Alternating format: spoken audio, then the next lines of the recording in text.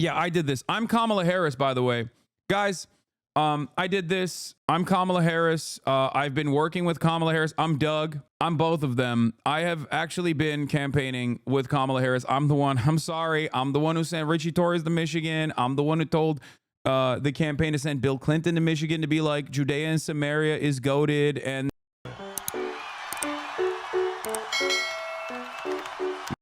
now, make no mistake, the future of this country was in a dire situation whether Kamala Harris won or Donald Trump won. That was 100% 2016 Reddit ad take. No dumb This is the correct take. The country was regardless of whether Donald Trump was going to be president or Kamala Harris was going to be president. It's bleak. Okay? It's so goddamn bleak. We had a Republican primary last night. I don't know if you recognize what just took place. Okay? We had a Republican primary last night, and the Democratic Party lost it.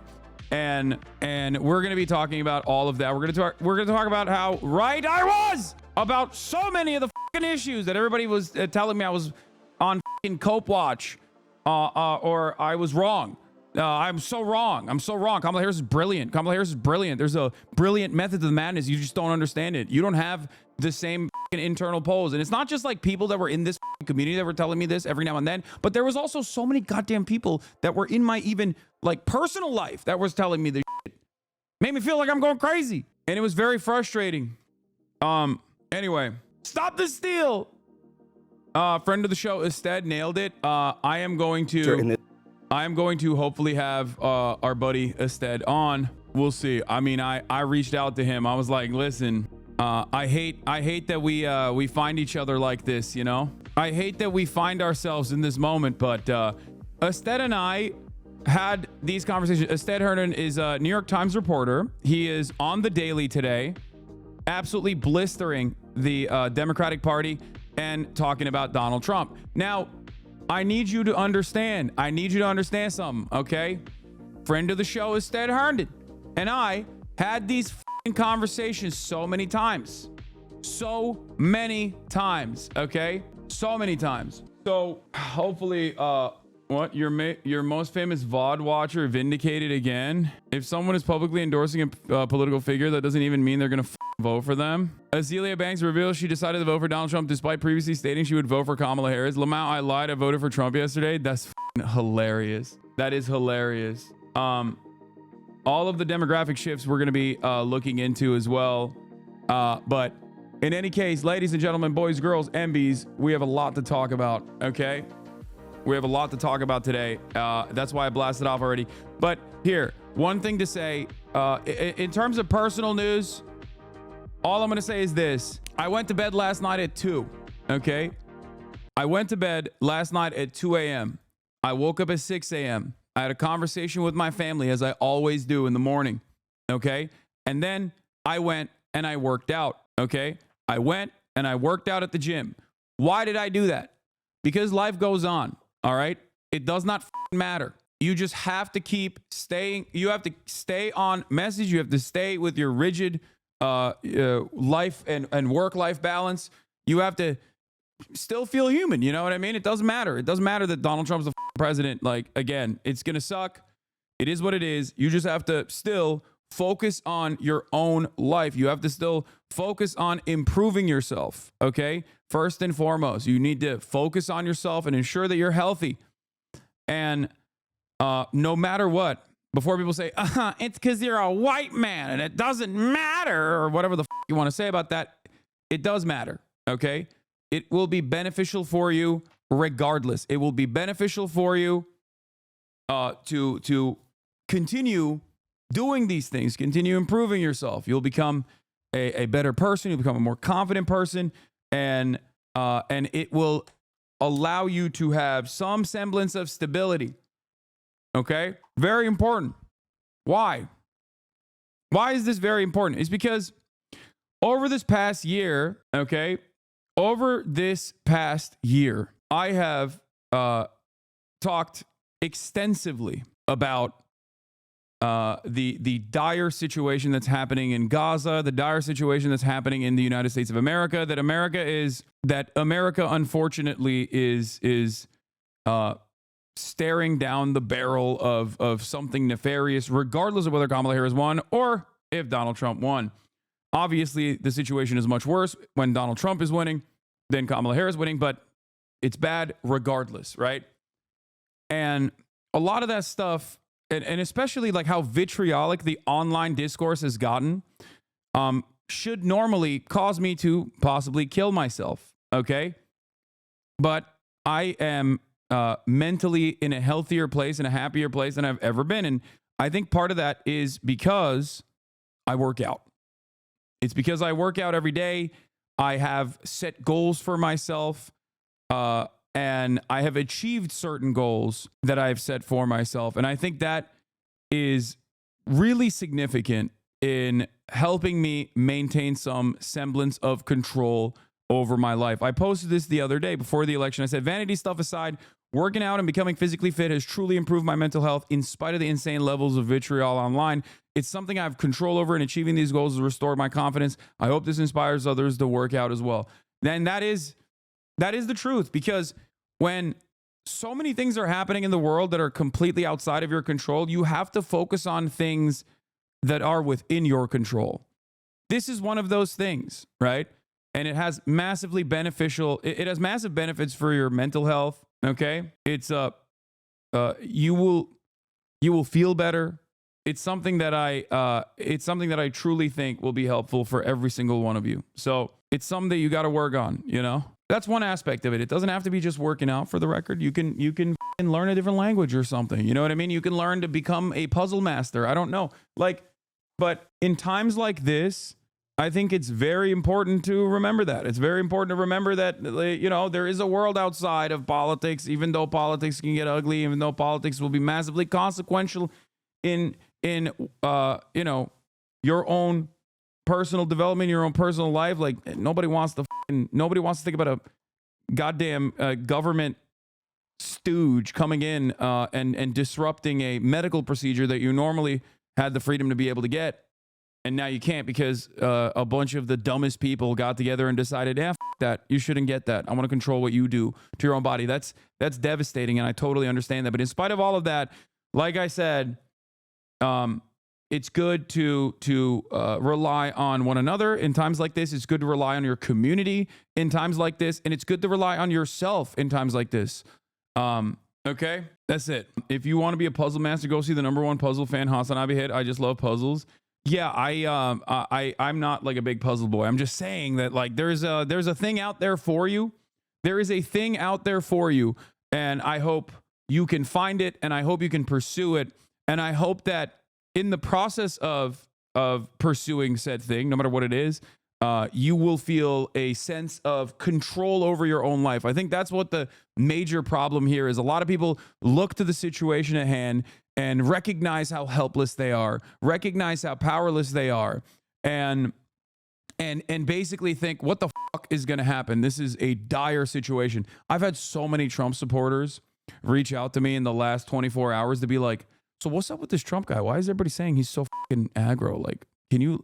And this is like good faith. This is not bad faith. Okay? People are just like, they literally are just like, I don't really get it. I don't know why people are feeling this way. And I think that is a massive problem with, like, the way that the Democratic Party has not communicated, the way that the media has dropped the ball. We're going to be talking a whole bit about that today. As a woman, I don't feel like I have bodily autonomy, so how can I feel control over my life? Great question. That's what I was trying to say. That's what I was trying to explain, that, like, in spite of all of that, just like kind of shutting that out for at least 30 minutes at a time throughout your day to hyper focus on something that gives you meaning, that gives your life a little bit more meaning, I think will be positive. It'll be beneficial, because while I will personally never be able to understand what you're an idiot and directly influenced this. That's funny. You're right. Definitely. I directly did this. Because I played Vote por Trump, the song, too much. Yeah, I did this. I'm Kamala Harris, by the way. Guys, I did this. I'm Kamala Harris. I've been working with Kamala Harris. I'm Doug. I'm both of them. I have actually been campaigning with Kamala Harris. I'm the one. I'm sorry. I'm the one who sent Richie Torres to Michigan. I'm the one who told the campaign to send Bill Clinton to Michigan to be like, Judea and Samaria is goated, and that, you know, All Arabs deserve to get killed. Honestly, it is what it is. Don't vote for us. We don't want it. My mistake. Okay. My mistake. Didn't think that was going to fucking fail spectacularly. I was the one who said Liz Cheney should be a prominent fixture of the fucking campaign. My bad. Mea culpa. I will recognize it and I will own it. I'm sorry. I told the campaign, Liz Cheney, Dick Cheney, we're launching them like missiles into the fucking suburbs. They will be screaming bloody murder. They will be singing the gospel. They will carry the red book. They're all Maoist third worlders now. They're all in the Democratic Party's coalition. They're going to fucking turn. That was me. I'm the one who said, do not campaign about any of the economic issues that a shit ton of Americans are experiencing in a time when they have felt negative real wage growth. Do not do that. Do not talk about that at all, okay? No matter what. Talk about civility. Talk about institutions and talk about defending those institutions. That's what I said to the campaign. That was me. That was my bad. I was like, please, no matter what you do, there are 35 polls that show that you are picking up at least 6 points if you change trajectory, if you separate yourself from Biden's Gaza policy. No matter what, do not do that. Do not separate yourself from Biden. I said in the last hour, do not ever separate yourself from Biden. Go on The View. I said to Kamala Harris, I said, Madam Vice President, you must go on The View and you must tell the American population that you are just like Joe Biden. I'm sorry. As a Democratic campaigner, I said all of those things and they listened. And now I'm here to say my bad. Okay. And it was really shitty because at the same time, the Trump campaign's research found that up for grabs voters were about 6 times as likely as other battleground state voters to be motivated by their views of Israel, war, and Gaza. This is why Trump Vance ramped up the anti-war rhetoric in the last few weeks of the campaign. And to me, I saw that and I knew that because I was reading the polls that said, hey, you should say something about this, right? And I always said, don't you say a thing.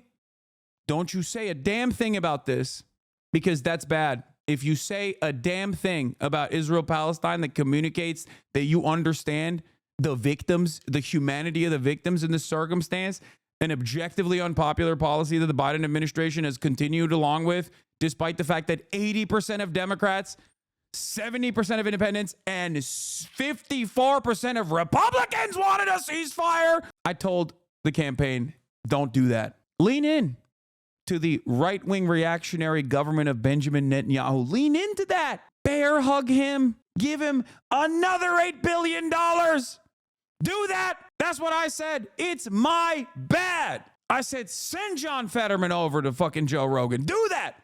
Send the one guy in the Democratic Party's caucus that literally cannot communicate due to a disability that he has. Like him, hate him, doesn't matter. It's a format that requires you to speak. That's what I said. I was like, Tim Walz, you shut the fuck up. You shut your goddamn beautiful mouth, Tim Walz. I don't want you anywhere near the Joe Rogan Experience. Bernie Sanders, go back to the back office. I don't want you anywhere near the Joe Rogan Experience. So if you guys didn't understand what I was doing there, I was responding to one chatter who said that I am the reason why the Democratic Party lost. And I gave you some of the reasons why the Democratic Party lost, assuming the position of a Democratic analyst, a Democratic campaign consultant. Now, of course, you could probably tell that I was being humorous in this situation. There's a lot of normies in here, so I wanted to, make sure that you understand what my position is, make sure that I clarify. No Democratic campaign consultant would ever acknowledge or admit or apologize for their failures. They would never do that. So that's why it's a joke. Never in the history of the fucking Democratic Party has a Democratic consultant gone out there and been like, my bad. Peter Dow, last guy he did that with Hillary Clinton. That was it. Peter Dow is the last guy. Now he's like a literal fucking radical Maoist third worldist. Okay? He's the last guy. Also, Look at this dipshit. Now that the election is over, I think we can finally say that, yeah, actually, Project 2025 is the agenda, lol. Also, I recommended never say that they're weird again, yeah. Bro, damn, I watch your streams a lot. When did you have time for all that? Damn, disappointing. It's like you were snatching failure from the jaws of victory. Yeah. So, if you want to know, I mean, Axios is already reporting Trump is going to begin operations to deport millions of undocumented immigrants when he starts his term. Campaign press secretary Caroline Leavitt said Wednesday morning he'll launch the largest mass deportation operation of undocumented immigrants on day one. It's Nazi time, okay? And I cannot begin to explain to you how dire the situation is going to be. But before we get to what Donald Trump is going to do, let's talk about some of the fucking failures. Some of the glaringly obvious failures, okay? Because there is a lot. There is a lot that needs to be said. I know that immediately after this massive fucking loss, the Democratic insiders, the rat fuckers themselves, went to the media and started talking about how it's the left that was the problem. It was the third-party voters that was the problem. The margins aren't there. If every third-party voter voted for the Democratic Party, Kamala Harris still would have lost. Do you understand me? I hate that this is yet another instance of I told you so, but the worst possible instance of I told you so. It sucks. It's hollow. It doesn't fucking feel good, okay? We're going to get to all of that, but let's get started with Donald Trump projected to become the 47th president of the United States.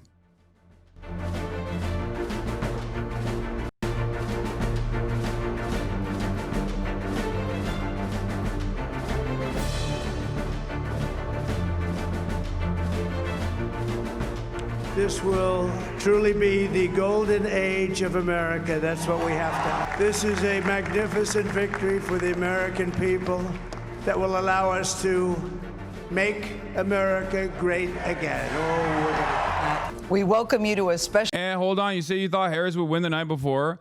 Yeah, I did. I slightly favored Harris winning with an electoral college W in the blue wall as opposed to a general population, like a general election overall population victory for Donald Trump. I thought that Donald Trump was actually going to win the popular vote and Kamala Harris had a slight chance of winning the electoral college. Okay? And the reason why she lost the electoral college, and I said the only reason why it was a slight, very marginal chance for Kamala Harris, was because of the many failures of the campaign that I have been actively fucking communicating. Actively fucking communicating for months! For months. And months. And months. I've been fucking screaming about this shit.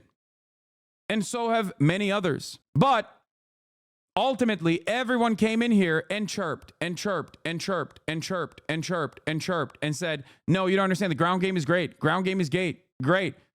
The ground game wins elections. Ground game wins elections. It doesn't fucking matter when the top line communications are bad. If the campaign doesn't have a good message, $30 million of ad spend in every fucking swing district is not going to change it, okay? You can pump them filled to the fucking brim with bad messages and bad campaign strategies. They're not going to respond positively to it. And the fucking vote and the polls were right. They didn't respond to it. Okay? That's it. The polls were correct. And it's very frustrating. It's very, very frustrating because ultimately all of the unimaginable problems that we presented over and over again that so many fucking people did not want to see were correct. Revisionist history, dude, you are shameless. You said she would win. The video is still you.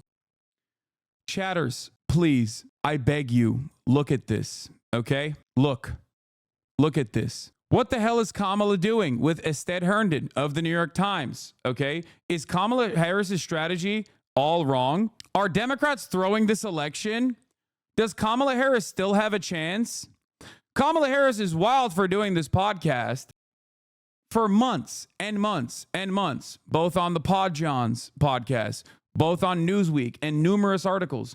I talked over and over and over and over again. I was confident in my statement wrong, and I hope you never took what I said as chirping at you. So yeah, I'm devastated. I think several people at work to turn out voted for Trump law, so fuck me, I guess. for months and months and months and months. I said consistently that Kamala Harris has a slight chance of victory, but overall her prospects are dire.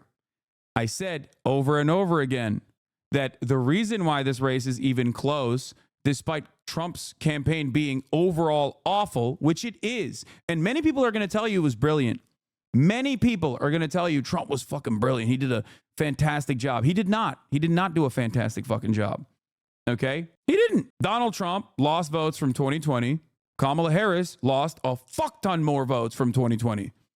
And that's it. You should have been more vocal. This is on you, brother. What? It's all your fault, Hasan. I think we have a lot of trolls in the chat today, by the way, who, as always, don't necessarily care about the truth, but more so just want to like find a way to somehow make this my fault. I don't know how you think a Twitch streamer is responsible for the future of the future of the republic. But anyway, Americans were angry. Okay, Americans were very angry, and the campaign once again did not respond to them at all. They did not respond to their anger at all. Time and time again, I said, here, I mean, I'm on the record on this. I'll show you. There's a couple different moments, but I think one of the most prescient moments is this one. Okay, it's what I said after the DNC. Holy shit, my SEO is awful, dude. I just Googled Hasan, or I just searched HasanAbi DNC last night. I couldn't even find, my video doesn't even come up. PBS NewsHour, Kenan Thompson comes up. Where the fuck is this? Anyway, are you going to be covering the concession speech later today? Yes. YouTube is also very right wing. It's like the fourth one down. No, this is John Oliver on election 2024 from the fucking HasanAbi archive too. I think there's a problem, and I don't think Democrats are recognizing it. One, Donald Trump knows he's losing, okay? And he desperately, desperately wants to win. That's number one. Number two, Democrats think they're winning, and the race is actually close. I don't like that at all. I think that originally Kamala Harris was like legitimately pessimistic and skeptical about her prospects of winning. Like she was actually doing a good job. Not like not gloating and being careful. I mean, Democrats are so lucky that they're running against a party that has like forgotten how to run for office. Okay, where is the? I think he will give them another round of tax breaks. In fact, is a national insane. Oh, here, this is. Oh my God, that's it. This is all it took. I can't do it. Every single reason why you were excited about Kamala Harris, beyond the fact that she was not a carcass, was literally the exact opposite of this mentality. This is old Democratic Party mentality. We're back. Good to be in business. This will be a very close race. Kamala Harris will most likely still win it because Donald Trump, unless there's some other caveats I'm going to show you in a second, Kamala Harris will most likely win this election only because the Republican Party is so completely insane. They don't know how to run a normal, competent race anymore. Donald Trump already has maxed out his name recognition. Those will be the reasons as to why Kamala Harris will most likely win. However, there's a caveat. Benjamin Netanyahu will take America's long military dick and wave it at everyone in the region, bringing troops into the fray. Okay, bringing troops into contest. Do everything in his power to make sure that the Dems don't win. Kamala Harris will be attached to all of Joe Biden's worst foreign policy achievements. Barring that, without that, this election is not in the bag at all. I've been warning that the Democrats are way too cocky, way too fucking confident about the Brad Summer memes, the momentum that they got, the momentum that they experienced. That momentum came because the Democrats responded to public pressure. I'm sorry. You have to be the dumbest to be like, I'm voting for Kamala Harris because she's going to go to war with Iran, because she's going to stand up to America's enemies. You want to know why I know you don't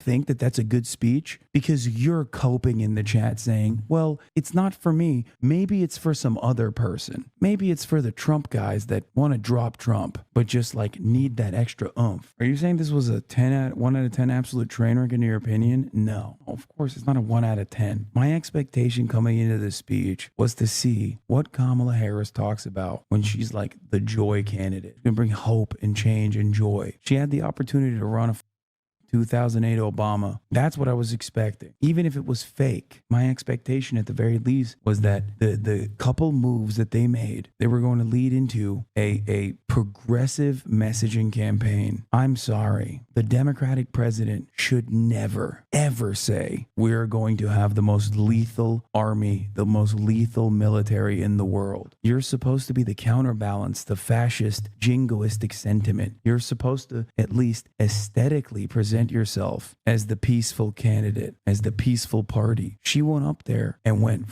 cop mode. It was shocking. Like, I shit on anarchists all the time. You know this. I do. But goddamn, they're kind of not wrong. That's crazy, man. She had all this progressive momentum. And now all she's got are the loyalists who are just begging for someone, not Biden. So the answer is to not vote. Man, I'm not saying that. Vote for Kamala Harris, baby. Do whatever the you want. I'm not going to tell you not to vote for her. And most will tell you to say that you're not going to vote for her, to try to get her to do your bidding. As a voter, it is your right. It's your right to demand things from your politicians for your vote. They do not have your vote for granted. They should earn it from the jump. The one thing I will tell you is not vote for Donald Trump. When it comes to like making a political calculation, it's always running towards this mythical guy out there that is like, I'm going to only vote for the Democrats if they become moderate. Then become a Republican. I never hear a Republican go, you know, Donald Trump's got to take this line. He's got to take the soft approach because there's some moderates out there that he needs to win over. Because that's not a thing. Because they're entitled to their politicians doing their bidding. Democrats are so cowardly that they're like, I want this thing, healthcare, free college. I want these things. But honestly, I'm terrified that my neighbor doesn't want it. And he's not even going to vote for the Democrats, but maybe he will. So we should just run on this moderate policy for some other guy, not me, but another guy that might want it. It's wild that we're always seeking out this mythical moderate. People take for granted in European countries all of the policies that we are desperately trying to bring forward. But here in America, it's a non-starter. Trans people were mentioned twice during the whole DNC, by the way, no speaker. I mean, that's like that aspect of it, as long as it's like a firm commitment to have to trans people, I don't believe that the Democrats are going to lean into trans panic, which, by the way, actually, I don't know. Maybe they will. They're just going to become the Republican Party of 4 years ago until that ratchet effect makes it so that the Democratic Party inevitably becomes the Republican Party just at the same time. Jake Tapper on CNN. There were criticisms from the left calling Kamala a cop. Tonight, she seemed to have stepped right into that. True. They're celebrating her being a cop. This is a right-wing Democrat movement, and they're not even hiding it. But no, you don't understand. Chatters will tell me all about how good this is. Buying dude and go vote for Trump. Bro, I swear to God, the Dems are so back. This literally is like, you know, oh, if you don't want to vote for her, like you don't vote for her, like you're saying that she shouldn't be this like right wing. You must like Trump. That's crazy. Like, you think that's a good way to message, dude? You think like you should try and push people away from the party? You think this race isn't close? Democrats in the Electoral College, Democrats need to win by 5% nationally minimum. That's without factoring in, obviously, in the current polls, at least a 3 to 5% margin of error. We're not even in that comfortable space yet, and you motherfuckers are running victory laps. Ooh. It's crazy. Quick interview? Yeah. This is the last night of the DNC. This is when I came to the unfortunate, rather sad conclusion that the Democrats were actually going to tack to the center and center right in an effort to pick apart moderate voters. And they did that. And I kept reiterating how bad of an idea that was and how this had not worked in the past. In numerous conversations with academics, journalists, activists, and the like, I kept saying over and over again, this is a bad idea. This is not a good idea. This is a bad idea. And that it is a risky gambit for no reason. It is a risky gamble, and it's not going to work. It has never worked, and it probably won't work. It only kind of worked for Joe Biden in 2020, and that was likely a consequence of COVID, okay? Here is another warning that I issued to the Democratic Party on that Newsweek article last October. The Democratic Party has this profound skill in snatching defeat from the jaws of victory. It's an issue that they would not have had if they had leaned on where people were hurting and how they were going to help them. And they didn't do that. They went with a very conservative lean. The Democratic Party's like harm reduction strategy as a way to just like shame voters away from extracting concessions and just voting for the Democrats every single time without making any demands whatsoever, as they actively push a lot of people in the base of the party away. If you rely on that without offering things to people, well, then you're inevitably shrinking your base. Whether Trump wins or loses, we are, and I mean this, living in Trump's America. Like, he might lose this election, and the Democratic Party will push Trump's 2020 agenda. That's what they're running on. That to me is crazy. That to me is genuinely terrifying to think about. The Democratic Party has this. Yeah. But no, what do I fucking know? And it's not just that either. There was a bunch of other issues here, like in terms of youth turnout, the male youth vote. That is going to be something that a lot of people are going to be paying attention to. I sounded the alarm about right-wingers dominating the online space for young men.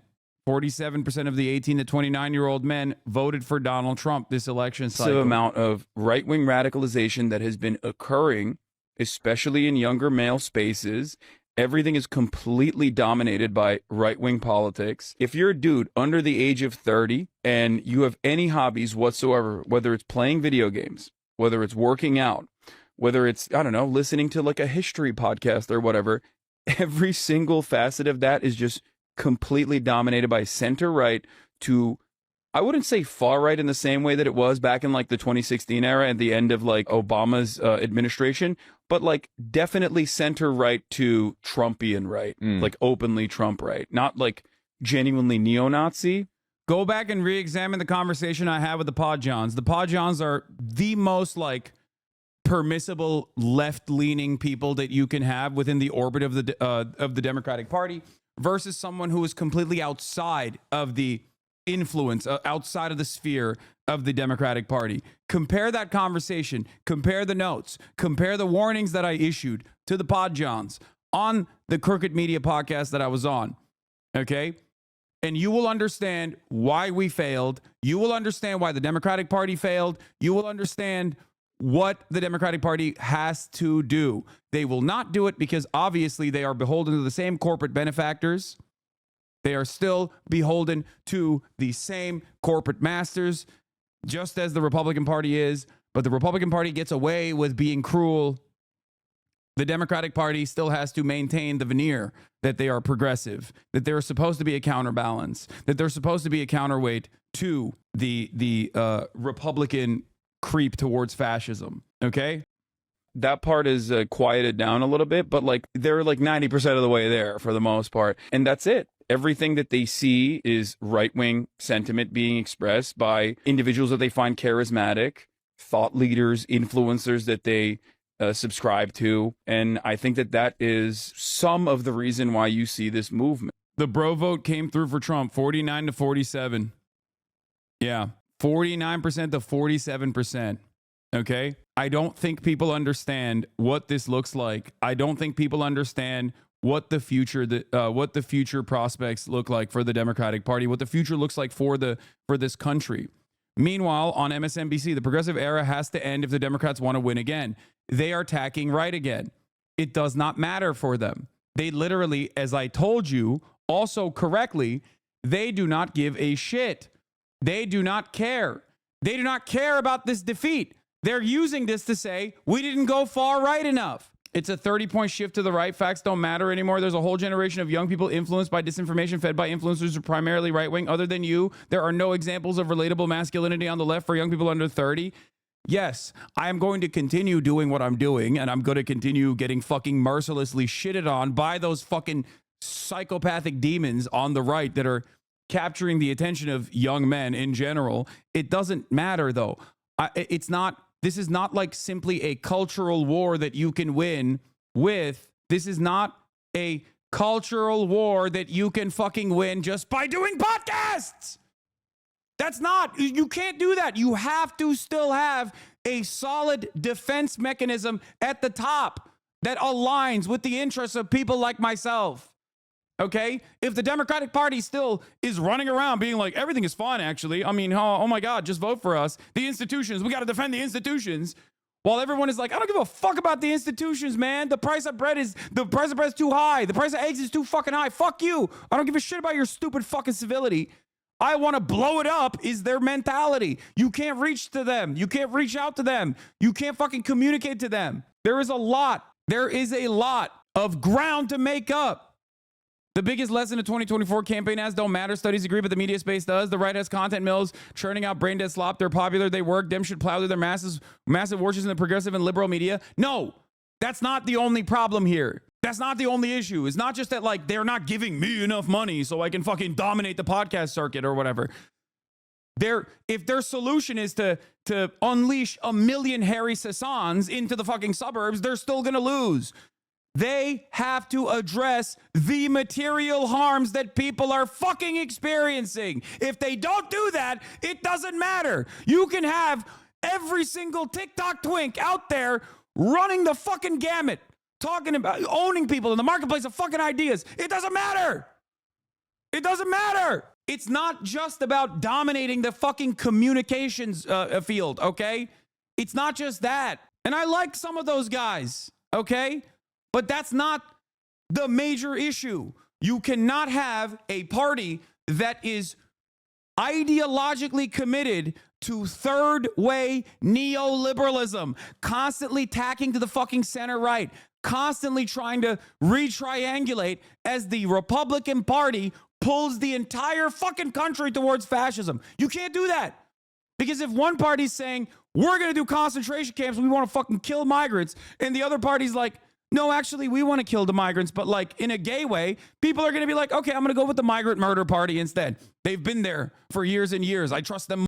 Now the only thing you've done as the Democratic Party is you basically said it's normal. You've normalized that position now. Good job. Good job. All the while, the entire resentment towards migrants literally stems from nothing. It's not even real. It's not a real problem. There is no national security threat that migrants constitute in the United States of America. Undocumented immigrants are responsible for less crime per capita than natural-born U.S. citizens are. That's why it's so fucked. It's literally born out of a lie. It's just made up. It's just pure vitriolic racism. It's just misinformation.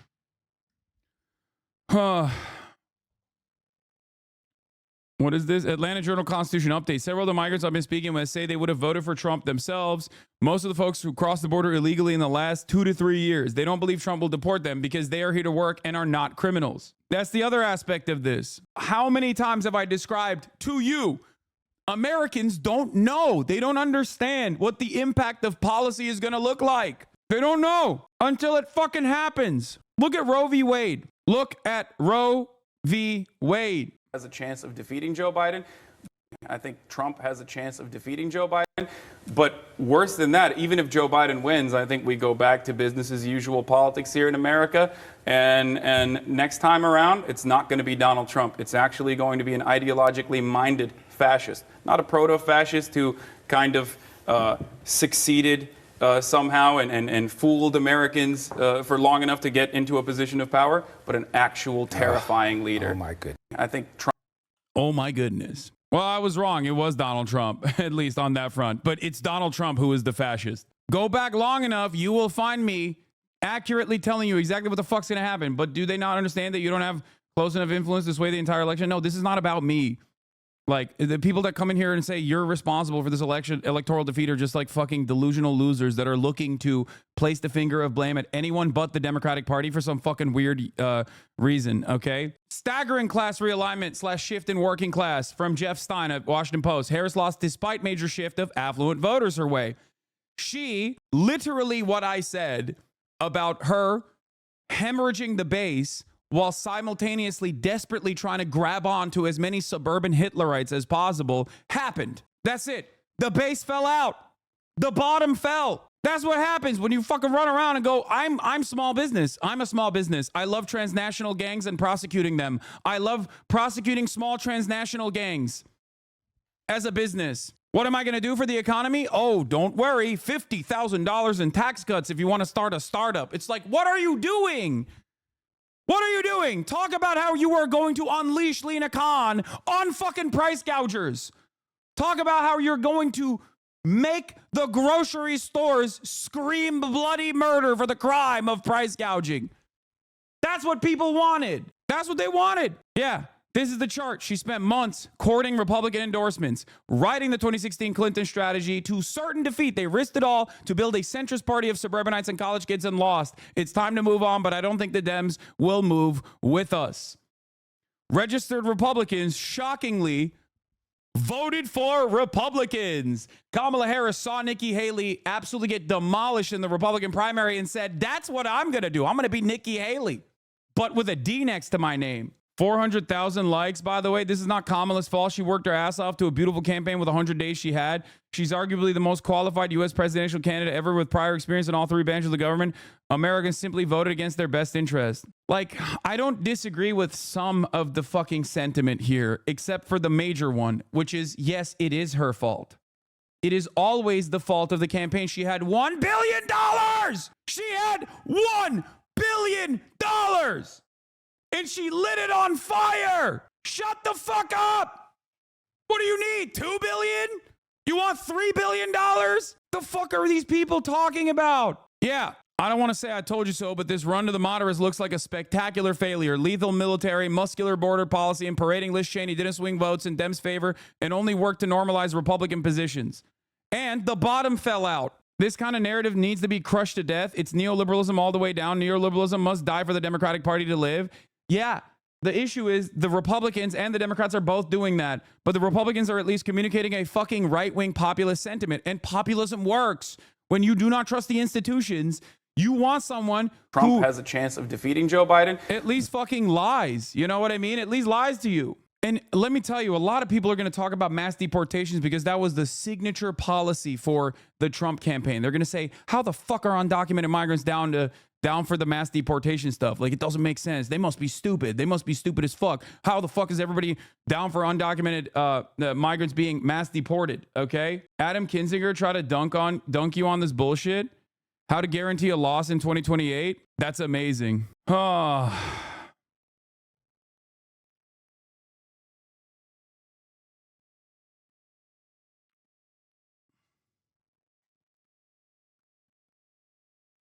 I just don't understand how.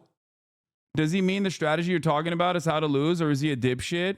No, he's saying he's saying that, like, we didn't go hard enough on the muscular military shit. For the record, I want you guys to understand something, okay? Number one, plenty of people are going to look to the results and say, we just didn't go far right enough. That is dumb. That is stupid. You are pushing away your base and you are hemorrhaging support from demographics that literally are anti-establishment and loved Bernie Sanders, okay? This is very important. Key constituencies that fucking loved Bernie Sanders are now completely lost. Young Latino men, young Latino voters in general, either don't vote or young Latino men straight up went to the Republican Party. That was the Bernie constituency. Young Arab men and Arab men in general, Arab women in general, okay, either went to the Republican Party due to the fucking Gaza shit or just didn't vote, okay? These are people who were literally the Bernie bros, right? You were so resistant. You kept saying that they were fucking misogynistic, and you pushed them away into either not voting or even going, you know what? I actually wanted healthcare and none of this gay shit. I don't really care about the gay stuff at all, but I just want healthcare, into going, you know what? No one's giving me healthcare, but I still don't want the gay shit. At least this guy is representing the anger that I feel. I cannot comprehend how we have lost so many people. I mean, I can comprehend it. I know exactly how it happened, but I just cannot comprehend how the Democratic Party has not been responsive at all to this fucking depolarization on racial boundaries. And another thing I want to point to, by the way, they chirped so much at black people. So much. What did they do? They were like, oh, there's a big swing for black men towards Donald Trump. What did I fucking tell you? I told you that that was going to be marginal in comparison to Latino men and, more importantly, white men without a college degree. White men without a college degree and Latino men without a college degree went by much larger numbers of the Republican Party than black men without a college degree. But that didn't stop the Kamala Harris campaign from activating old bungler to fucking go out and be like, oh, well, seems like a lot of you black men are a little misogynistic and pussy too. You think that's a good message? The fuck? Yeah, I'm glad that we spent a whole ordeal centering the narrative around how black people are too misogynistic to fucking vote for a black woman. That was great. That was a great fucking media opportunity. Great stuff. What did I tell you? I told you that shit was bunk. It was nothing. It was ridiculous to hyper-focus on black men, which was going to be a sliver, a fucking sliver, much smaller percentage regardless. Despite all that chatter, Trump didn't really gain with black voters nationwide. 86% Harris, 12% Trump. Unchanged from 2020 when 87% of black voters went for Biden and 12% went for Trump. Black men statistic, 78 to 20 in 2024, 79 to 19 in 2020. 1%. 1%. It drove discourse for a fucking week. 1%. I said it.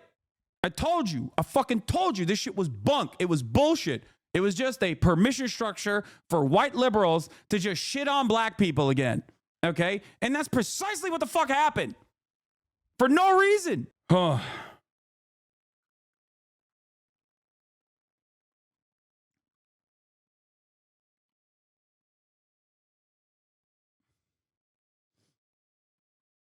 It is terrifying to watch the Democratic Party just like hemorrhage its fucking base and refuse.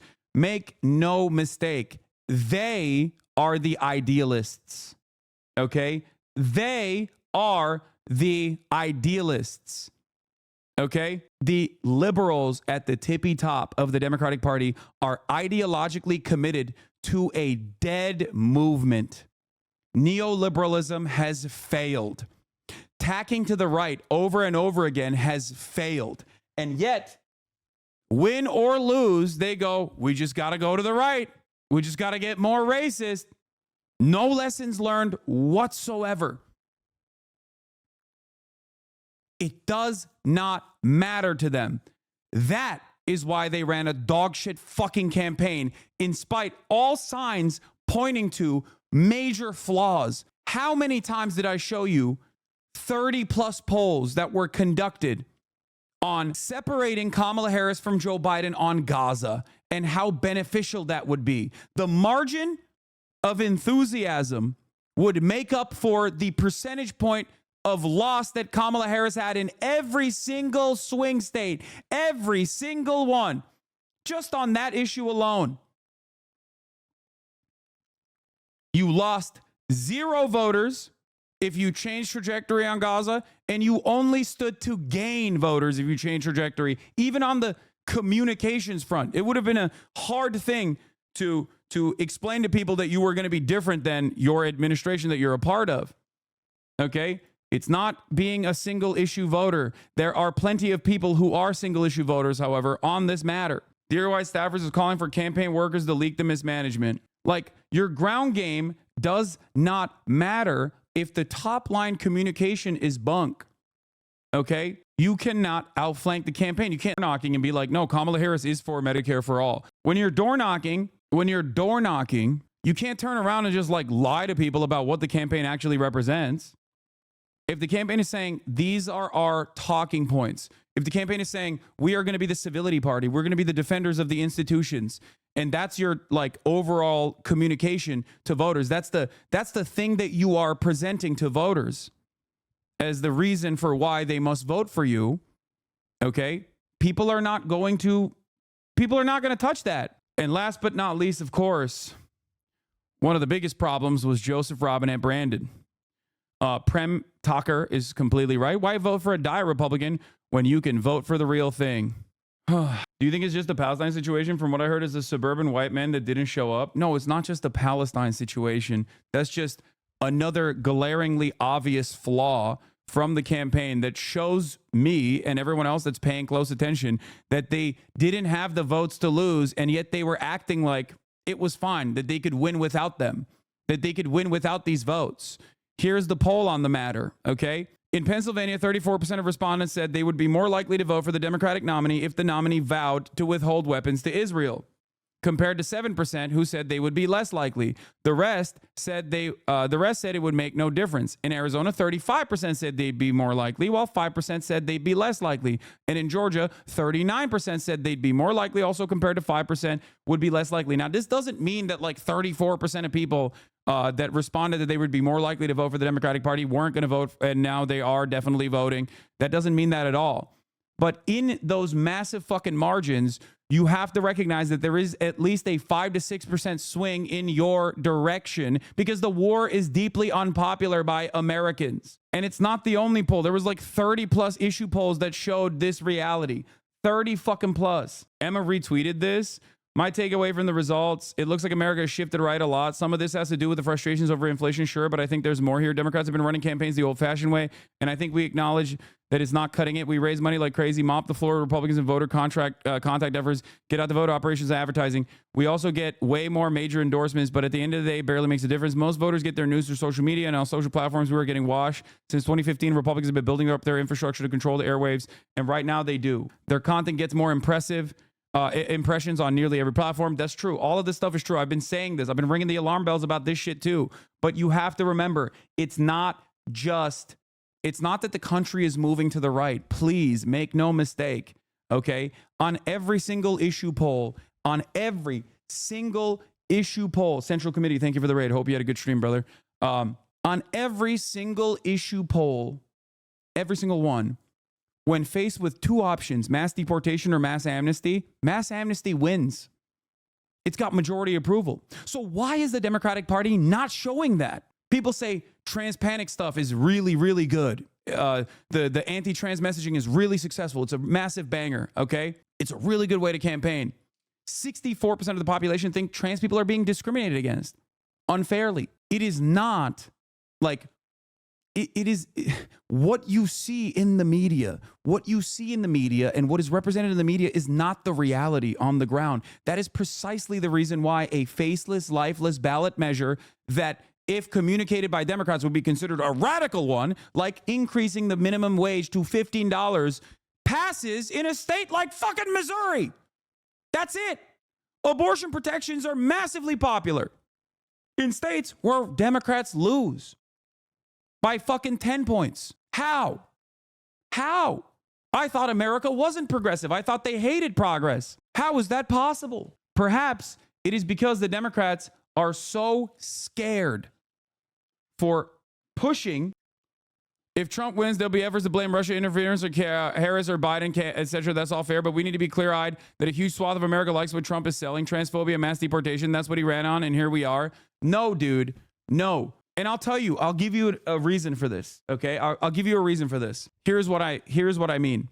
There are tens of thousands of people in this community that voted for Kamala Harris. Do you agree with Kamala Harris's policies across the board? Do you? No, of course you don't.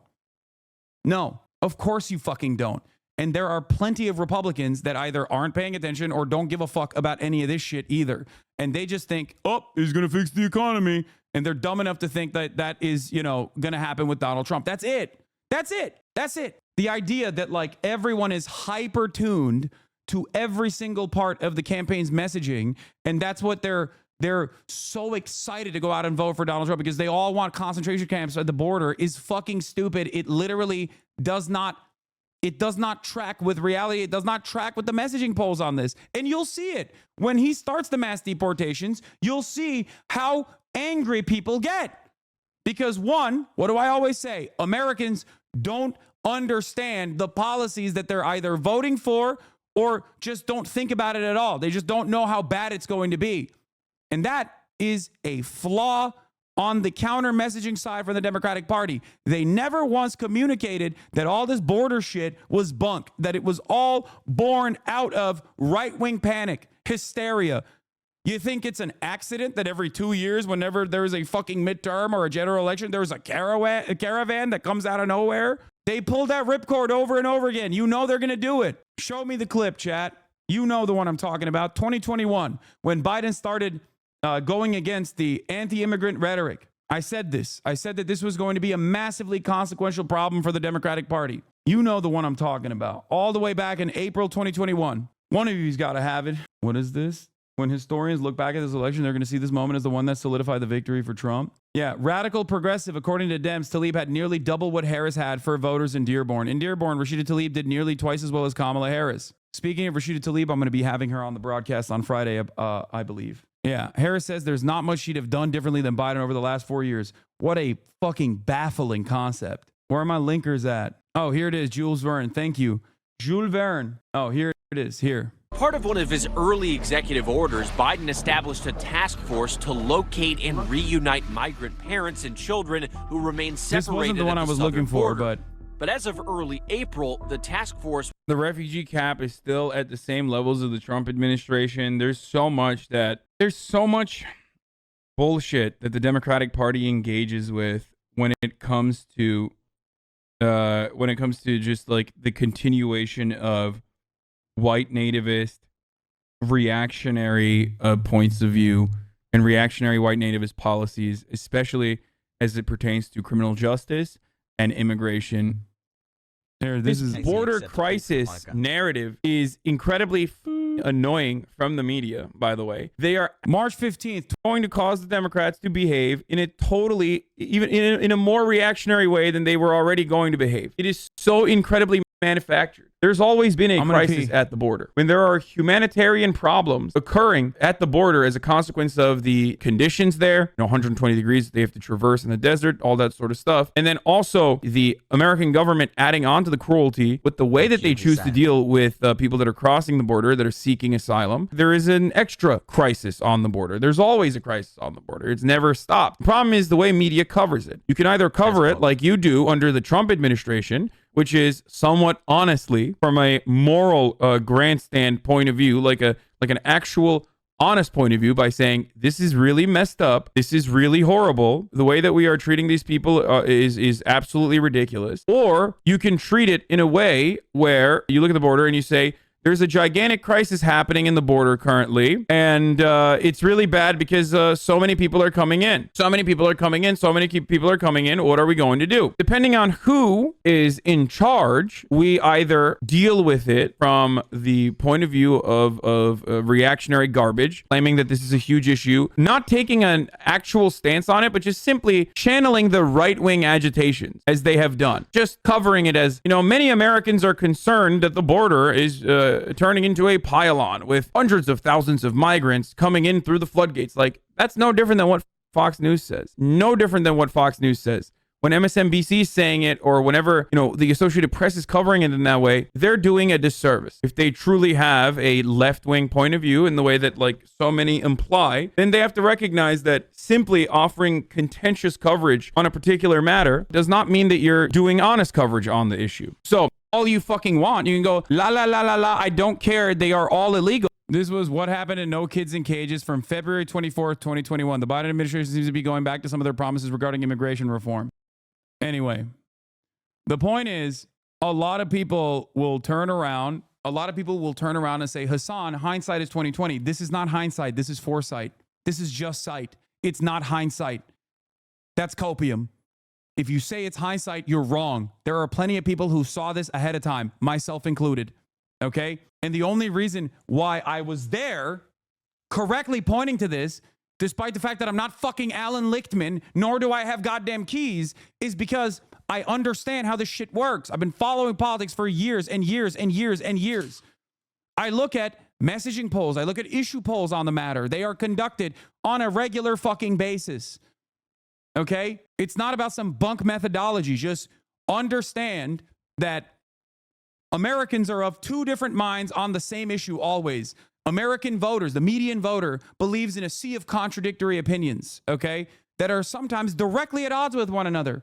That's why when you poll people on the issue of immigration, right, 60% will say, I want mass deportation. And then 60% will say, I actually want mass amnesty. I want conditional amnesty. It's your fault for listening to a dude with a Justin Bieber haircut who's like 70 fucking years old if you thought that he had some brilliant insight into how this stuff works. I don't discount it. I mean, everyone was desperately looking for hopium.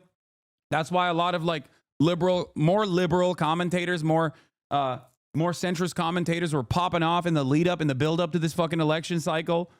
But I hope that people will understand that looking for copium and looking for hope is not going to lead you down the correct path. You are going to be you are going to be deluded. Too soon to shit on the keys now. Real key heads are mourning right now, brother. I apologize. Yeah, 4 years ago, Biden got 81 million votes. Kamala Harris has 67 million votes so far. Let's just say it will even go up to 70 million. That means more than 10 million Dems voted to stay home. Stop blaming third-party voters. Yeah, Trump lost 3 million votes. Kamala Harris lost around 10 to 15 million. So do with that information what you will. Of course, the base fell out, okay? The base fell out.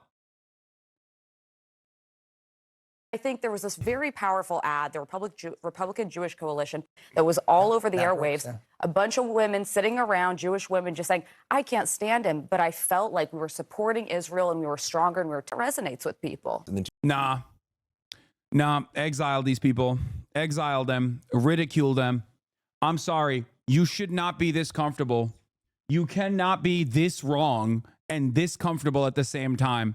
I don't care if you have a prominent position in mainstream media. No, that's fucking bullshit, man. That's bullshit. She didn't go hard enough on Israel. What the fuck? These people have allowed twice for a fucking fascist takeover of the country that has set in motion events that are creeping America towards full tilt Hitlerian politics. Okay? Twice now, they have enabled this. I'm done with this shit, dude.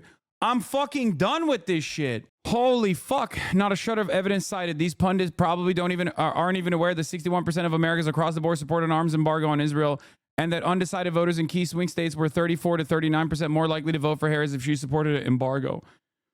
But we shouldn't care. We shouldn't expect these pundits to care about actual facts. They are determined to ignore the reasons for their failures and just blame everyone else in perpetuity. Fear about Israel not being protected.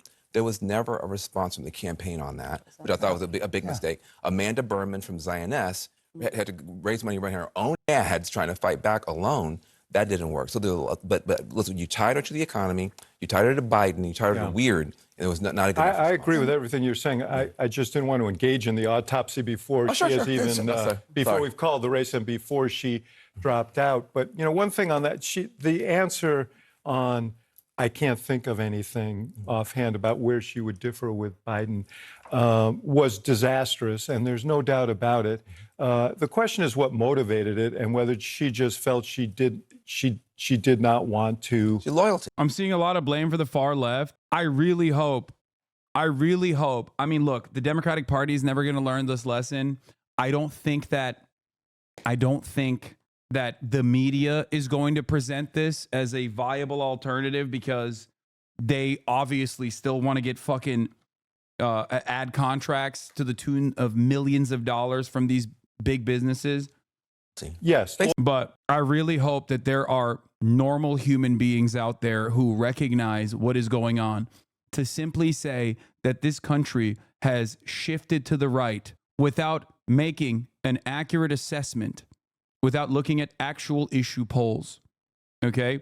Without accurately analyzing what the campaign's failures were and then claiming that the Democrats' fault is that they didn't go hard right enough is insane. That is so insane. If you go right, the Republicans will go even further right. They always have been able to outflank the Democratic Party on this stuff.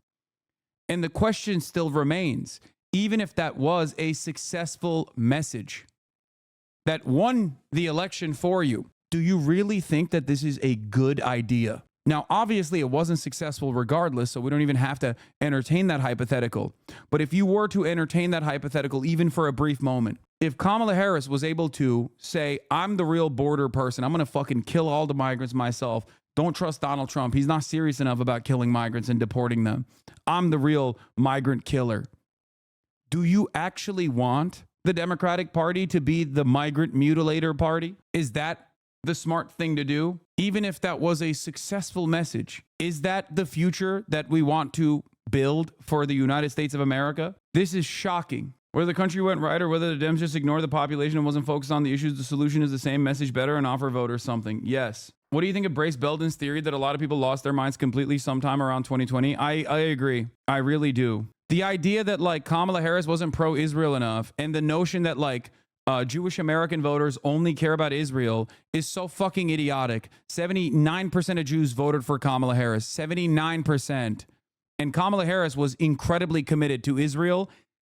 It was the 9th priority for American Jews out of the top 10 priorities. 9th. Israel was the 9th priority. Why the fuck would it be number 1? They're literally American, okay? This argument is unironically the woke version of dual loyalty. Like liberals, because they get away with this when they're pro-Israel, say the most unhinged anti-Semitic shit. They're like, yeah, you know these Jews, they have dual loyalty to Israel. That's the one thing that they care about. It's like, no, that's not true. That's not fucking true. What the fuck? And yeah, speaking of this, Jonathan Greenblatt, we congratulate President Donald J. Trump, Vice President-elect J.D. Vance, and all the candidates who won last night. We look forward to working with the incoming administration, Congress, and all elected officials in pursuit of our 111-year-old mission to stop the defamation of the Jewish people and secure justice and fair treatment for all. We remain steadfastly committed to that timeless mission as we fight the torrent of anti-Semitism sweeping our society. Ben Lorber says, utter depravity. According to exit polls, 80% of American Jews voted for Harris. We are waking up horrified for our country and our communities. Did misogyny and racism have a factor in this? Is a question that a lot of people are going to be asking. Okay? The reality of the matter is, of course, it plays a role. But how significant of a role it plays is up to the campaign. Kamala Harris did a pretty good job of not doing the I'm with her nonsense. Something that I also said was fantastic. It was smart. Right? But beyond that, you have to overcome that hurdle. Right? You can't just go, people are too racist and too misogynistic. I guess we can't ever elect a black woman is insane. That's an insane proposition. Do you understand? That's an insane proposition. That's an incredibly racist proposition to be like, sorry, we just simply cannot have a black woman run in this country. When you got, you look at Mexico. Mexico is 98% Catholic. They elected a Jewish woman. They're more woke than we are. I wonder why that happened. Perhaps it was because people thought AMLO was very popular and Claudia was AMLO's successor. How did that happen? Mexico elected Claudia Sheinbaum, a socialist Jewish woman. People don't give a fuck. If they believe you, if they believe that you are going to fight for them, they will vote for you and they will reward you with votes. Okay, over and over again. Elizabeth Slotkin defeated Mike Rogers to keep the Democratic control of a critical Michigan Senate seat. At least there's that. All the takes are correct, and yet they also missed the point, says Jason Hickel. Yes, it was insane for the Democrats to think they could win by running a soulless candidate without a shred of progressive policy vision, pursuing endorsements from neocon war hawks everybody hates, while arming and funding a genocide and belittling crushing those who have enough morality to protest it. It is enraging that Democrats are so smug and blind to this. But these are just all symptoms. The deeper reality is that liberalism has failed. Liberalism is dead, and people urgently need to wake up to this fact and respond accordingly. It is a defunct ideology that cannot offer any meaningful solutions to our social and ecological crises, and it must be abandoned. I 100% agree with this. Liberalism has been an overt failure, and we are watching the failures of liberalism unfold in Europe as well. Our European allies are also going through that exact same problem right now. You have the rise of the fascist right in Germany with AfD. You have the rise of the fascist right in France. You have the rise of the fascist right everywhere in Europe. Liberalism is bringing about a damning wave of fascism. We have to wake the fuck up. If you do not provide solutions and make a compelling case as to how you are going to earnestly fight to get those solutions passed to the material harm that everyone in the Western world, in the working class, is experiencing, you are going to let fascism win. And that is precisely what the Democrats are doing. Democrats have proven over and over again that they cannot accept even basic steps like public health care, affordable housing, and a public job guarantee, things that would dramatically improve the material, social, and political conditions of the working classes. And they cannot accept a public finance strategy that would steer production away from fossil fuels and towards green transition to give us a shot at a livable future. Why?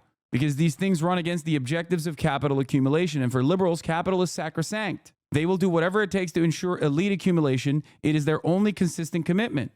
At home, they suppress and demonize progressive and socialist tendencies. Abroad, they engage in endless wars and violence to suppress input prices in the global south and prevent any possibility of sovereign economic development. The Democrats have done all of this purposely and knowingly for my whole life, not as some kind of mistake, but in full consciousness that it is in the interests of capital. This is why we say it is two sides of the same fucking coin. Okay? This does not mean that there are severe differences. One side is bouldering towards fascism, but the other side is absolutely allowing said fascism to win. Here is David Sirota's assessment from 1938. FDR's warning. The year before a fulminating Nazi rally in a packed Madison Square Garden in New York, FDR warned that the global rise of fascism was the result of democratic governments doing the opposite of the New Deal and protecting an economic status quo, enriching a tiny handful at the expense of everyone else. Democracy has disappeared in several other great nations, not because the people of those nations dislike democracy, but because they had grown tired of unemployment. They'd grown tired of insecurity, of seeing their children hungry, while they sat helpless in the face of government confusion and government weakness through lack of leadership. He said in a 1938 radio address, finally, in desperation, they chose to sacrifice liberty in the hope of getting something to eat. That is what is going on in the United States of America right now.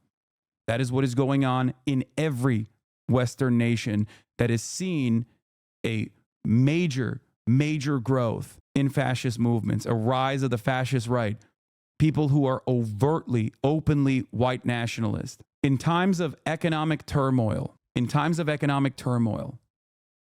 people are suffering, when wage growth is not outpacing inflation, when your dollar, when your take-home pay does not go the same distance as it once did, you are infinitely more susceptible, infinitely more vulnerable to right-wing propaganda. When you're angry and one side says, oh, don't be angry, the economy is rebounding, stupid, what the fuck? And the other side says, you're right to be angry. And who should you be angry at? Not the rich, not Elon Musk, not the elites, not the billionaires. There are some good billionaires like Elon Musk. You should be angry at the fucking Mexicans. You should be angry at the undocumented migrants. You should be angry at the liberals who are putting trans people at the forefront of the campaign or whatever the fuck they're saying when they haven't done that. You should be angry at those who are weaker than you, and you should punish them. You should dominate them. And if we dominate them, then your life will get better. But their lives won't get better. Their lives will get worse. That's precisely what happened in the 4 years of the Trump administration, which, you know, due to a bunch of different circumstances, led to a literal carcass winning over Donald Trump by 42,000 votes in a couple states, but a win nonetheless. I think the other piece is that liberals are not just dying, they're attacking the left on the way down. They realize right-wing movements are dominating everywhere because liberals have spent decades shitting on the left. Host of NBC's Morning Joe with Mika Brzezinski, dressed in black for the occasion, engaged in a real honest conversation about why Kamala Harris lost. A lot of Hispanic voters have problems with black candidates. They don't like each other. Really quickly, too. Yeah, let's do further race wars without accurately analyzing what the fuck is going on. This seems good. Democrats need to be mature, and they need to be honest. And they need to say, yes, there's misogyny. But it's not just misogyny from white men. Mm-hmm. It's misogyny from Hispanic men. Right. It's misogyny from black men, things we've all been talking about, who do not want a woman leading them. Might be race issues with Hispanics. They don't want a black woman as president of the United States. You know, the Democratic Party, I've always found when you're sitting around talking, they love to just sort of balkanize everybody into these separate groups and say, oh, white people don't like women and black people. No, it is time for the Democrats to say, okay, and you and I have talked about this before, a lot of Hispanic voters have problems with black candidates. Right. A lot and of with other Hispanics that Exactly. don't like each other. And, Right. and some of the most misogynist things I've heard. Nah, I'm done, dude. Nah, these guys are so, they're so fucking annoying. They're looking for a comfortable narrative. And of course, the most comfortable narrative in a country like the United States of America is still going to be instilling racial animus and racial division. Okay? It's so fucking annoying. It's so goddamn annoying. How is it any different than like Fox News at this point? Notice how they never have the same fucking smoke for white men, which overwhelmingly vote for Republicans. Instead, they yell at black men, Hispanic men, Arabs on the left. Yeah, it's just disgusting. It is disgusting. And it is a dying fucking ideological movement. I said this last night. I told you, liberals are going to get real fucking racist with it. They're so one note. They're so goddamn one note. White men, 74%. 74% of white men. White women, 69%. AOC said this in 2020 and also seems very prescient looking at the results. But the ending of the story is the same no matter which man wins. America is still in a lot of trouble, warns AOC. There's a temptation to view Trump as an aberration, she says, rather than a wake-up call to the failures of the American government at large. Under a President Biden, if his life doesn't feel different, she points to a cab driver whizzing by our table. If their life doesn't feel different, she gestures at people walking by the beauty shop and Bengali halal grocery. If these people's lives don't actually feel different, now she's giving a stump speech over her omelet. We're done. You know how many Trumps there are in waiting? She's tired of incremental change. Bullshit little 10% tax cut, she says. I think, honestly, a lot of my dissent within the Democratic Party comes from my lived experience. It's not just that we can do better. It's that we have to be better. We're not good enough right now. It's okay to hate women as long as you put white in front of it. Yawn. I don't know which race this is from. I don't think this is the overall national race, though, the numbers that you guys presented me. Especially because I just saw fucking 69% of white women. I don't think 69% of white women by national percentages went to Donald Trump over Kamala Harris. That's got to be Georgia, right? Yeah, well, Georgia is important, though, because that is where she was supposed to have that impact. That is where she was supposed to have that impact. She went into the suburbs, right? She was supposed to win over the fucking suburbs. What happened? That was what that method was for. And look at that. And I told you this as well. If white women don't break for Kamala Harris, she loses. And they didn't. Look at this for sure. Current Senate Dem overperformance compared to Harris by margins. Tester plus 13. Osborne plus 13. Klobuchar plus 11. I need you to understand something. Gallego plus 7. Brown plus 7. Allred plus 5. Rosen plus 4. Heinrich plus 4. Kim plus 4. Tim Kaine plus 3. Slotkin plus 2. Baldwin plus 2. I need you to understand something here. Kamala Harris had down ballot consequences pulling these results down. Okay? That's the other part of this. Some of these guys were very right wing, like Tester in fucking Montana. But ultimately, unlike the top of the ticket, senators have to run issue-based campaigns. And when you are forced to run an issue-based campaign, okay, you are going to have better results. Oh, it was a Biden problem. The good news is there isn't really a Dem problem. There was a Biden problem. Biden was hugely unpopular and Harris didn't break with him problem. Yeah, sure, they were running in very red states and not nationally. Tester, Osborne, and Gallego all dive right on stuff that would have made lots of Democrats mad if Harris had done it.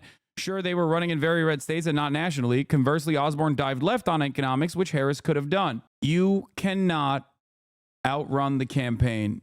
You cannot outrun the fucking campaign. Do you understand? You cannot outflank the campaign. If the top of the ticket is saying, these are our messages, this is what we're going out with, it doesn't matter how many millions you spend in ad spend. It doesn't matter how good your ground game is, because when you're door knocking, you have to still defend the policies of the campaign. And if those policies do not address the material harm that people are experiencing, they're going to go, you didn't convince me. Okay? Coping and seething and coping. Okay, dude. Yeah, I'm coping and seething for routinely fucking screaming bloody murder about how absolutely stupid the messaging was from the top of the ticket. And I like that he didn't actually plan to ban abortion. He just brought it back to the States. ASU tells MSNBC she voted for Trump because she likes that he doesn't plan to ban abortion. Anyway, Good news is that Biden seems to have some really great lame duck priorities. The Biden administration is planning to rush the last of over $6 billion remaining in Ukraine security assistance out the door by Inauguration Day. And I'm going to tell you something right now. That's okay. And it will most likely pass. That is going to potentially have, according to Chuck Schumer, if Chuck Schumer is actually going to follow through on this, a bill that slaps on anti-Semitism as a hate crime for criticisms of Israel. A conflation of the criticisms of Israel as anti-Semitism into that bill. Chuck Schumer said that. He was going to do that in the lame duck and slap it onto a must-pass bill. Prison arc for HasanAbi, baby. Let's go. Thank fuck. We really needed that. Netanyahu and Trump talked about the Iranian threat breaking Israeli Prime Minister office. Netanyahu spoke to President-elect Donald Trump and was among the first to call to congratulate him for his victory. The conversation was warm and cordial, and the two agreed to work together for Israel's security and discuss the Iranian threat. We should also be mad at what you have said, the DC Beltway analyst focus group hacks that do shit like muzzle wallets and tell Harris not to say we're not going back because it didn't test amazing. These people are the ones that made her sound like a robot, and why there's no passion in Democrats. People hate it. Yeah, but Kamala Harris was a blank slate. Okay? What you write on that blank slate matters. She was given a wipeout, okay? It's so stupid. A lot of people will point to, 44% of the American voters thought that Kamala Harris was too liberal. Yes, dude, they do. It doesn't fucking matter. You want to know why it doesn't matter? Because she's a black woman from California. Of course they're saying that, despite the fact that she kept reiterating her commitment to being as right-wing as physically possible. So at a certain point, you have to understand, like, they're going to call you a socialist or too liberal anyway. Her most successful policy was combating prices at the grocery store by effectively communicating that she was going after price gougers. That was literally her most successful policy. That is radical socialism. And the Republicans kept saying, that's radical socialism. That's Venezuela. That's Venezuela. That's Venezuela. That shit was polling after all the fucking combating, after all the fucking attacks launched against it. At a higher percentage. It was polling at 83%. 83%. Americans hate Obamacare, but love the Affordable Care Act. They hate Obamacare, but love the fact that 26-year-olds can stay under their parents' health care. Love the fact that insurance companies cannot deny you coverage for pre-existing conditions. Stop focusing on top-line idiotic nonsense. Dive beyond the polls or the messaging data that the media is trying to represent to you to make it seem like America is far more reactionary than it actually is. I cannot comprehend how we look at this massive fucking failure. And by the way, update, Biden has now spoken to Trump and invited him to meet at the White House in the near future. Yeah, he's going to hug and kiss him. And also, Kamala Harris's speech is going to be live in 15 minutes, her concession speech. Overall, exit poll show, by the way, Kamala Harris literally lost white women again. Or wait, yeah, across the board, 54% of women voted for Kamala Harris. Where are the white women? Let's see. 55% went to Trump again. FDR made a settlement for the working class as he was an elite that drew his power from outside the market. Those elites don't exist anymore, and the logic of the market is always to capitulate to capitalism. I don't think social democratic settlement will occur, considering there is no communist counter-hegemon. Chinese are neolibs now. I agree. That, I think, is a dire ideological prospect. Nationally, just over half of men supported Trump, and just over half of women supported Harris. That pattern was visible. Race and ethnicity, 41% of white voters went for Kamala, 57% went for Trump.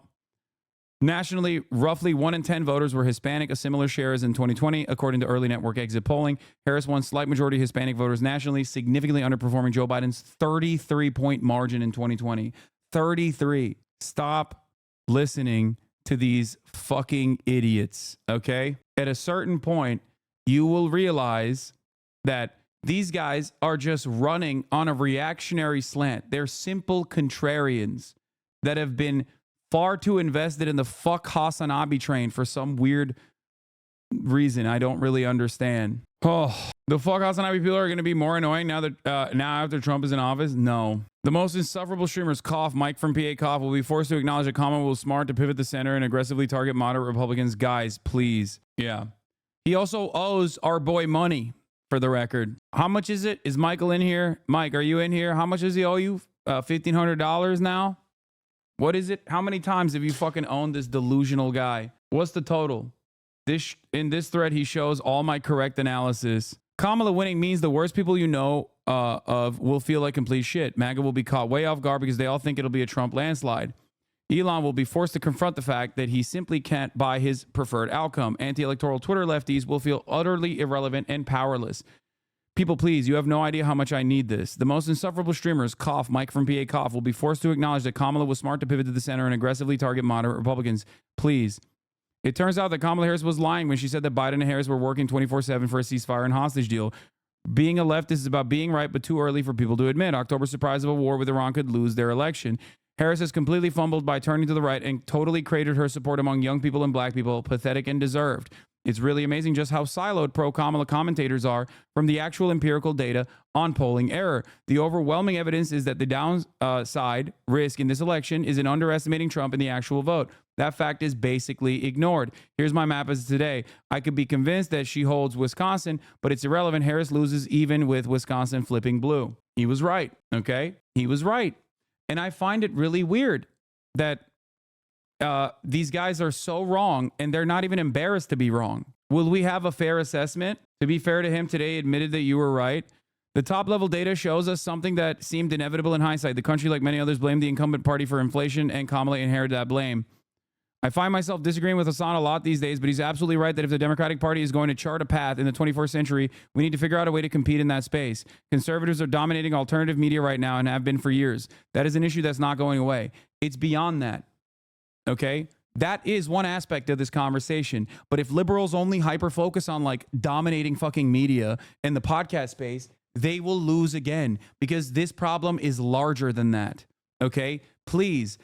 I have been ringing the fucking alarm bells on not only right-wing radicalization, especially amongst young men, especially on social media, but beyond that, I have consistently maintained the same position over and over again, and I hope people hear me when I say this. It is not just about having a bunch of people like me or Harry Sassans going out there and doing podcasts, okay? It's not just that. There is a major problem with the way that the Democratic Party is seen by the broader population for good reason. The Democratic Party are seen as the elite institutionalists at a time when people do not believe these institutions any longer. There is no more trust in media. There is no more trust. And by the way, that's the fault of mainstream outlets for the most part. Just remember that. Although I have a lot of trust and respect for many journalists that work in these institutions, they're fucking dropping the ball spectacularly, okay? This decentralized space has created this massive fucking rift where people just look for their hug boxes, okay? They look for their own hug boxes. They do not see anything outside of that at all. But there is one way to break through, and it's not just like making the best fucking possible podcast to appeal to these people. Okay, that's one part of it. But what you also have to do, fucking do is change the attitude of the Democratic Party. Okay, you have to focus on the material harms that people are experiencing, and you have to actually put up a fucking fight. Drop this bullshit with like corporate donors and corporate benefactors. If you don't do that, fascism is going to thrive, and you are slowly but surely going to lean to the right over and over again, year over year, and always refuse to comprehend like why this is happening. You're like, oh, people are too stupid to vote for us. Why don't they vote for us? Why don't they vote for us? It's because you're just simply normalizing right-wing sentiment to your base when you do that, instead of launching a fight. People are not separating your quote-unquote socialist identity and your analysis of how the DNC has been fucking up since 2016. It's one of the biggest uphill battles I've noticed when engaging with naysayers. I know. If I had never been revealed as a socialist and I simply said I'm a diehard, die-in-the-wool, vote blue no matter who type fucking Democrat, and I'm simply looking at the polls and saying like, well, it seems like people really want Medicare for all, then maybe there would be less animosity towards the things that I'm talking about. People, when I kept repeating all of the failures of the Kamala Harris campaign Everybody simply said, nah, dog, this is because you care about Gaza. Nobody else cares about Gaza. Shut the fuck up. That's why you're just cynically talking about all these other aspects of the campaign in an effort to make Kamala Harris look bad. No, it is because I did not want Donald Trump to win. And I'm sick and tired of the Democratic Party constantly fucking losing to psychopathic and genuinely unlikable fascists. It's fucking ridiculous. I care about trans people. I care about undocumented immigrants. I care about black people. I care about these marginalized communities that are going to be harmed. I care about women being able to have autonomy over their own fucking bodies. These are the things I do care about. I care about the working class. I don't want these people to get harmed under another administration that is going further and further into right-wing fascism. This was a resounding victory for the Republican Party. Honestly, I was a major naysayer. I called you cynical. I'm sorry. I was very wrong. It's okay. But remember, if you came in here early on to tell me I was wrong, okay, I do not fault you for that. There was so much communication from the top that, like, no, actually the left is fucking delusional. They're stupid. They don't know what the fuck they're talking about. They're patently unserious people. And they're doing that right now. They're doing that in mainstream media right now. Okay? At this very moment, every fucking panel is repeating the same stupid sentiments over and over and over again. That, like, Kamala didn't attack right enough. She should attack further to the fucking right. That was a major flaw in her campaign. All this shit. Remember, the part of your brain that wanted to believe that comfortable narrative that people were pushing and work against that. We should have accountability for people on our side that spread misinformation about polling. I don't necessarily care about that all too much. I'm more of a message person. I care about the campaign that the Democratic Party is committed to. I don't really give a shit about people not believing or believing the polls all that much, because I think that polling being correct or polling being incorrect does not change the reality that the Democratic Party was obviously doing a fucking awful job. I actually unsubbed a couple months ago because I was so angry that with what you were saying, but you were right and I was wrong. I never thought it would be a Harris blowout, but I thought she had more support than she did. It's all good. You can subscribe again now. All of you can subscribe as well, as a matter of fact, at the top of the hour, where there is not a 3-minute ad break, but you can still subscribe regardless. Twitch Primes are free. And you can subscribe to show support if you would like to, and keep this an ad-free broadcasting experience for everyone. You can also get gifted a sub. You can use those emotes that you get from gifted subs. Where's the flex, though? I mean, I'm wearing a suit today, so